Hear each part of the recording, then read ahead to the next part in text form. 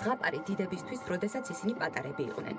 ასე აღწერს რეჟისორი კახაბერ შარტავა სპექტაკლს იდუმალის კივრი, რომლის პიესის ავტორიც თავად გახლავთ. ეგზიუპერის ზღაპრიდან ეს ფრაზა გახდა მისთვის შთაგონება, თუმცა დადგმა, რომელზეც ის ილიას უნივერსიტეტის თეატრში მუშაობს, განსხვავებულ და ახალ ისტორიას გვიყვება. ეს რა არის?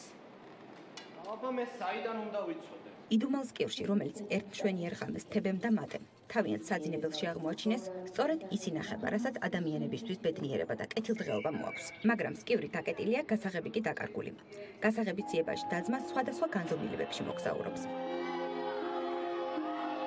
მთელი საიდუმლოება არის იმაში, რომ ფერიამ გასაღები ვერ იპოვა, თუ სპეციალურად გასაღებია ის, რომ ამ ბავშვებმა იმოგზაურონ და ამ მოგზაურობით მიიღონ ცოდნა. მე ვარ ამ შემთხვევაში კოსმიური ფერია, რომელიც ამ ბავშვებთან მოაქვს რაღაც საინტერესო ამბავი, რომ ამოგზაუროს სხვადასხვა განზომილებაში, სიყვარულს შეხვდეს თავის მონატრებულ ბებიას, ასევე წავიდნენ და ღიმილის ქალაქში მოგზაურონ და ჩემთვის ძალიან საინტერესო როლი იყო, იმიტომ რომ თითქმის ყველაფერს ატრიანებს ეს ხალი. დედამიწაზე სიკეთე, ბედნიერება მოაქვს. ჩემი გმირი ბებო აი იქიდანაც კი, სადაც ახლა მე ვარ წასული, იქიდანაც კი ცდილობს თავის შვილიშვილებს, ადამიანებს უთხრას, რომ ყველაზე მთავარი ჯანმრთელობის მერი არის გაუფრთხილდეთ დროს, აი ადამიანის სიყვარულიდან გამომდინარე ვაკეთოთ ჩვენი საქმეები.